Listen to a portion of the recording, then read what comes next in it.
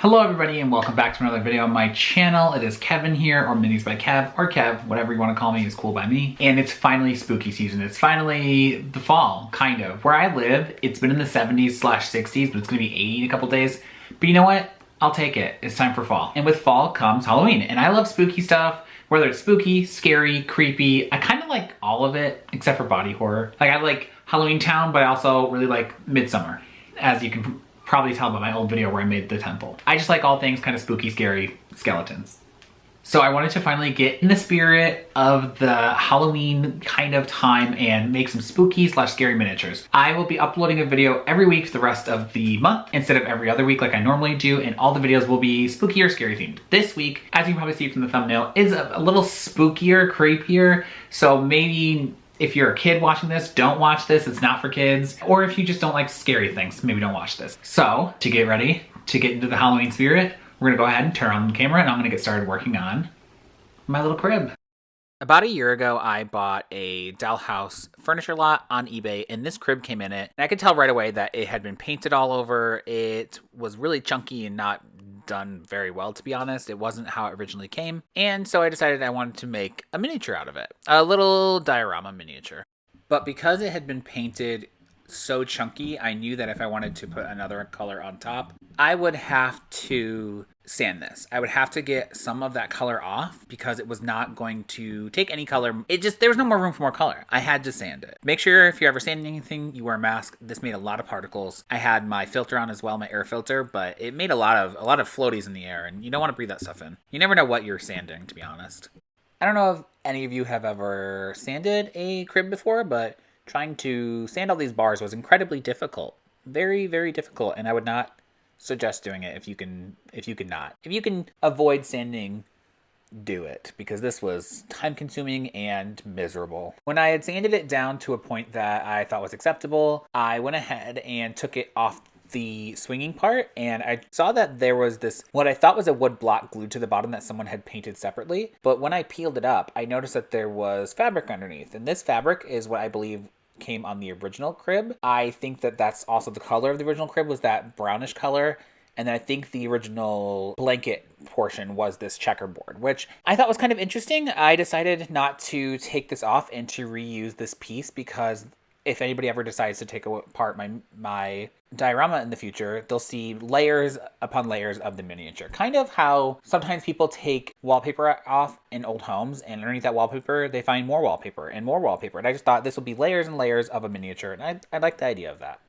I realized very quickly I was not going to be able to sand it down to what I would prefer, but I decided that what I sanded was enough, and I would just paint over it because there was no way I was going to be able to get it down to the bare wood, which is what I would have ultimately liked, but this'll work. After the crib was prepped, I went ahead and cut out a piece of mat board. I knew I wanted to do the tried and true popsicle stick flooring, but I needed some kind of base to glue the popsicle sticks to. So I measured that out and then began cutting all of the popsicle sticks and gluing them down. Now, I made a mistake here. I glued all the popsicle sticks down, sticking out over the edge of the mat board. I wasn't concerned with if they were completely flush with the edge. I figured I can cut them afterwards. Let me warn you, do not do this. It was incredibly difficult to try and cut the popsicle sticks, and I used multiple things. I used a mini saw, I used my easy cutters. It's so much easier to cut them when they're not attached to something, and then they kept ripping off and ripping up the mat board. So you live and you learn. I tried gluing them down and then cutting them. Learn from my mistake, please, and just cut them to the exact length you need them before you glue them down. In the end, I ended up using a sander to get the edges flush, because when I was trying to cut them and saw them, they were really jagged, so I just sanded them down. And this is what the flooring looks like. I'm really happy with it. I think it's cute and all, but I just wish that I had, from the beginning, cut them flush.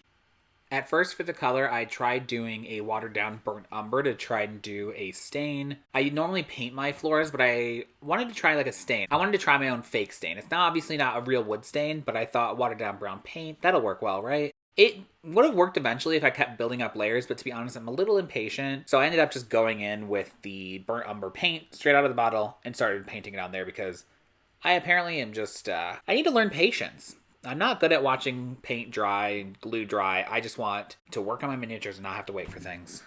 This is what it looked like after many layers of the burnt umber, and then I decided to go in with my dry brushing. And as anyone who's seen any of my previous videos, you know that me and dry brushing have a very complicated relationship.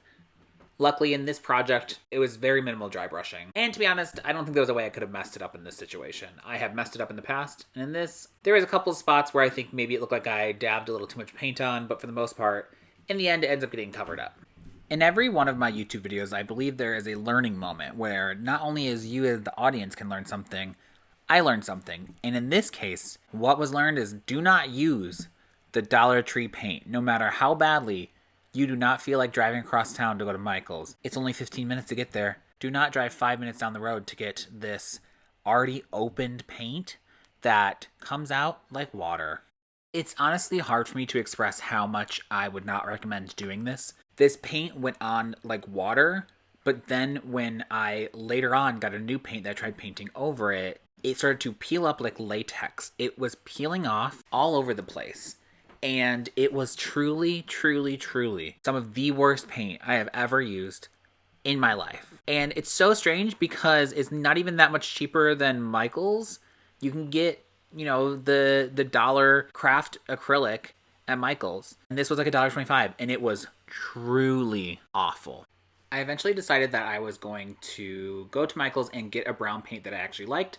But it was too late, so I turned towards the bottom part of the crib, the little cushion part, where there was fabric that had been painted over. And I pulled out the blue I used on my mid-century modern shadow box, and I diluted it a little bit with some white and then a little bit of gray to get this blue color. Like I mentioned, the paint I used originally from the Dollar Tree was peeling kind of like latex when I tried painting over it. So I ended up kind of going over the paint with the new brown, but also kind of just weathering it a little bit. I was sanding a little bit and painting over it to try and get some more of the original white through to make it look like the crib was old and used, because at that point I knew that unless I wanted to go back and sand the whole thing again, which I did not want to do, there was no way I was going to get through that paint. So I kind of just had to run with it and do what I could. And because this is a creepy diorama anyway, I figured a little bit of age, a little bit of weathering, a little bit of crappy looking crib is fine. In the background, you can kind of see that I have a weight inside of the crib. That is to hold down the blue piece because I started to glue it back down. And while that was gluing, I decided to start working on the pentagram. Full disclosure, I am not affiliated with any religion, and so I don't know if this is accurate in any way to anything. I just thought it would look cool in the diorama. But all I did here was I put the crib down so I knew where it would be centered, and then I lightly drew with pencil on the floor so I would know vaguely where to paint the pentagram, and then just kind of started to wing it. I used a red paint and just started dry brushing at first, and then using thicker and thicker layers because at first it wasn't really showing up like I wanted it to.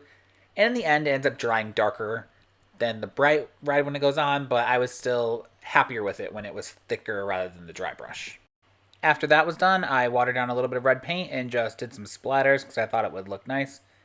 And nice is probably not the right word for it, but this is what it looked like when it was done. After that, I went hunting in my stash to find some stuff that I could use in the diorama, so I went ahead and grabbed this little swatch of fabric I knew I could use for the blanket, and then I found this little tiny birth certificate, and I found this little teddy bear. I started off making a vague baby shape out of the blanket material because I wanted it to look like there was a baby in the crib, or at least a baby shape. So I went ahead and made this. I kind of hot glued it together and then also used some tacky glue. I also dunked it in some water to kind of give it a murkier color because it's a little bright, but that honestly made the tacky glue a little difficult to stick, and the hot glue was steaming, and it was a little scary at first, but I got it to work. After the baby shape was done, I went ahead and made a blanket out of the same material. I did this so that way if you somehow accidentally saw underneath the blanket, you would see more of the same color and just assume it was more blanket. That's the baby shape. But I also dunked this in a mixture of watered down glue and a little bit of old paint water, like I said, to give the color a little bit of murkiness. And using a variety of tools from pencils to tweezers to a hot glue gun nib, I went ahead and got it to kind of shape around the crib to look like a draping blanket. And I knew that once the glue inside the blanket dried, it would harden in that shape. So I just needed to rest in the shape that I ultimately wanted it in the end. Here I am just showing you what it looks like once the blanket is draped. Again, I wanted it to be a vague baby shape without actually being baby shaped. And yeah, this is how it ended up drying. I realized at this point of editing that I never showed you where or what I got this arm from. It's actually a Monster High boy arm that I just painted black. This was another thing that existed in my stash. It was actually a mixed color of green and blue, I believe. But it's actually what sparked the idea of this diorama. It was this idea of this arm reaching out of the crib. So I knew from the very beginning this arm was going to be in it. And the fact that it was a claw, because it was a Monster High claw, just it helped out. I feel like it really helped with the vibe of the whole diorama, of the curling hand. And what I did off screen is after I painted it black, I then painted the fingertips red, and I painted another little pentagram on his palm.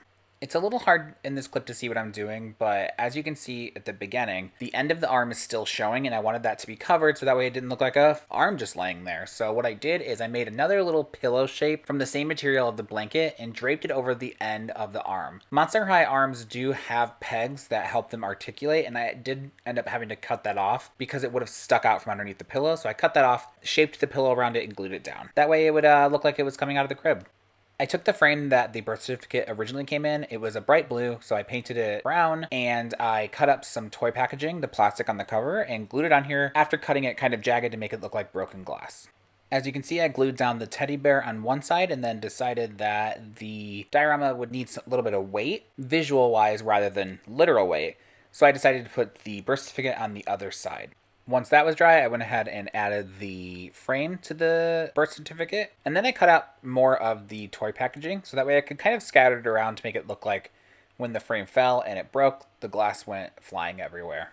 Once that was done, I popped that sucker on my Lazy Susan and I spun it manually because I don't have an electric one. And this is it. This is the finished product. This is my crib of nightmares, my demon crib, whatever you want to call it. Here it is.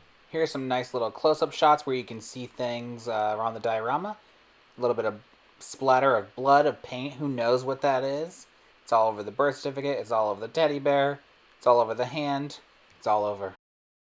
That's all. That's all, folks. I love it. And I don't know if it's because it was easy to make because I used a lot of pre-existing things and kind of made it into my own scene. But I just think it turned out super...